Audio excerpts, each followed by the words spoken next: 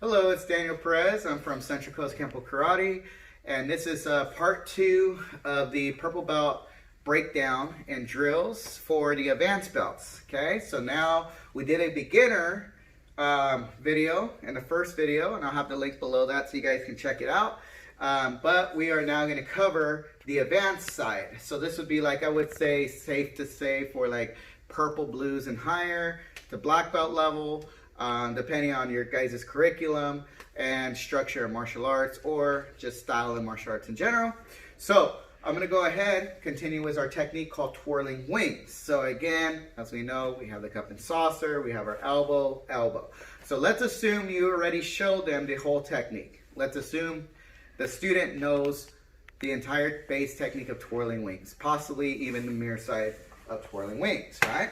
So what we're going to talk about is the breakdown still on that first step.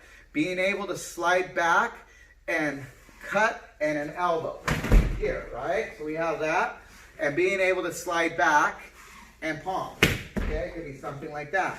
So obviously what's neat about this is we can start doing some what we call family grouping with the other techniques as drills. So as a drill, it would be whatever technique has us forcefully having to step back, then rotating and facing our opponent behind. Such as this technique, which is like green belt menacing twirl, all right? So menacing twirl, if we're gonna do a downward block here and a palm strike, we check with the chicken knee kick and then the sandwich stomp. Twirling wings is the opposite of that. So twirling wings has us do this, menacing twirl has us do that. Okay, and based on the attack or which limb is being grabbed, we know we have to adapt. So a fun family grouping would be teaching what I do for the students, which is fun, just an idea, throwing it out there, like I said, is family grouping the chokes from the back or any rear grab attacks that has us either step straight back or to the side or up their angles, right? So the student will sometimes have to go horse, rear cross, horse, front cross, step back, forward bow, step back on the opposite, forward bow, or step up into the bow, and step up into the bow, okay? So we have all these things that we can apply. If you want to get to the next level advance, we could go into a twist stance and then execute from there. So let's take cross of destruction. Let's take the push or pull effect. Okay, so if we do cross of destruction, we know that we're going here, pulling down, and we got to step to the rear crossover, or we step to the front crossover. And how I use that is I get an item like a bag, and I have someone behind the person toss the bag either to the right side, the left side, and that dictates which way they're going to step. So for example, let's say we're telling the student you have to go to the left, right? So we'll say the horse stance, let's just have them in the horse. Let's assume that the horse is base. So you have a person, a partner, throw the bag here. Well, I can't go that way. We're going to imagine the bag as a barrier, such as a wall or a brick or something. So if I see the bag there, I got to go this way and execute my technique. If the bag is thrown up in front of me, well, I cannot go this way. I'm going to go this way and do my technique. So they're learning how to put a relationship between environment. So now they're dictating how to use environment and how to be able to adapt mentally quickly with their footwork. So again, if I'm in a horse stance and I go this way, ooh, I messed up. I better take the rear cross. That's my technique. If this is put here behind me, then I take my front cross, and as we know, we have our falling cross attack, right, or maneuver. Now, that can be done on right or left, so to have fun, I would do is have two people behind me, one on the left of me, one on the right of me. So someone throws a bag here, they have to coordinate, so I can't see, so it has me automatically start to work my mental speed. So, not including mirror side. So you could go this way, dictate here, or dictate here, and turn, and then there's your left for those techniques, okay? So what's neat about this is we're using the environment and family grouping. So I'm going to go ahead and I want to show you on a body. So we're gonna do that right now. Okay, so again, imagine that Mrs. Perez helping me out. Imagine that, again, I don't see what she's doing, okay? So let's say she tosses the bag somewhere. Okay, she throws it there, so I'm gonna look, do my front crossover, and I do my execution there. In the air, we're only doing it in the air right now. She can toss it on this side if she wanted to.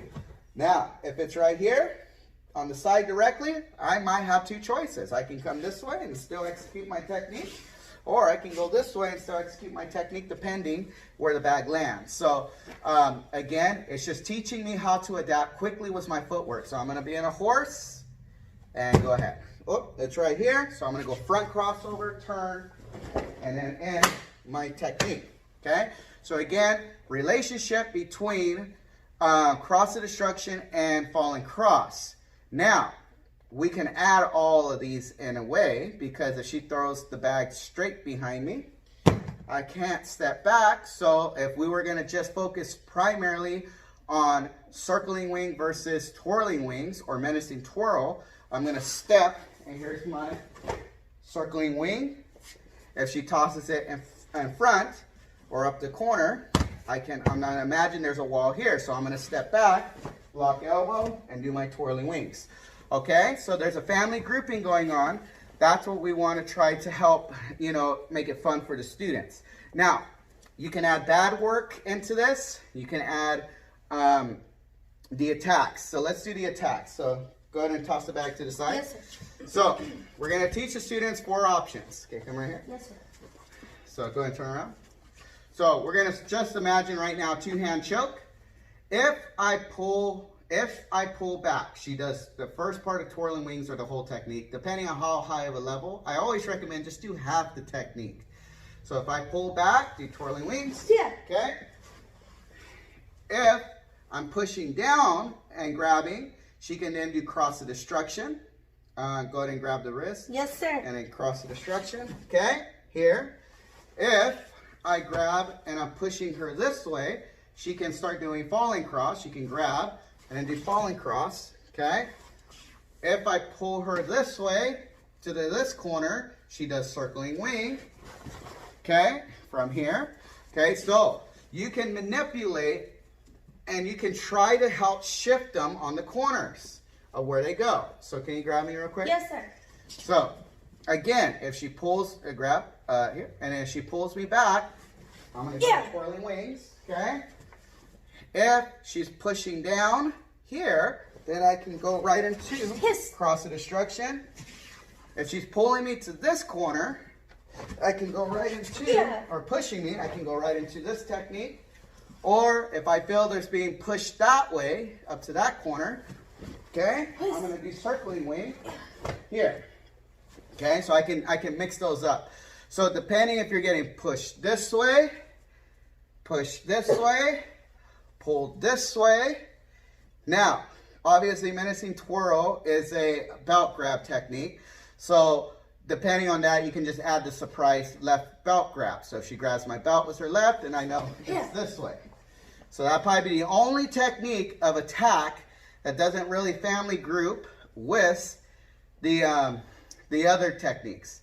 But the point of the main point is to teach the students the footwork of going to that 45, this 45, going straight back to this 45, or hitting twirling wings, and hitting your falling cross, your cross of destruction. You can break it up however you want. If I was going to do it, I'd probably do it with just 2 techniques at a time. It would be twirling wings or menacing twirl. So if she grabs my belt, I do menacing twirl. If she does the choke, I do twirling wings, and I can do it on both sides on twirling wings, so I can play with both sides. If she grabs my belt with the other arm, I can then go here, so I can work right and mirror side. So again, if we break just that part up, that's something fun that can help develop footwork and mental speed and environment all in one package, all in one class. Those 4 techniques can be a great exercise and workout.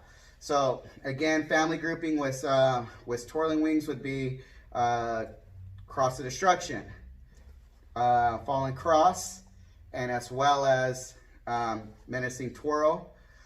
Circling wing would be the other one mainly. So it'd be circling wing, falling cross, cross of destruction, twirling wings, those 4. Menacing twirl has the similar footwork to twirling wings, so you can throw that in for fun.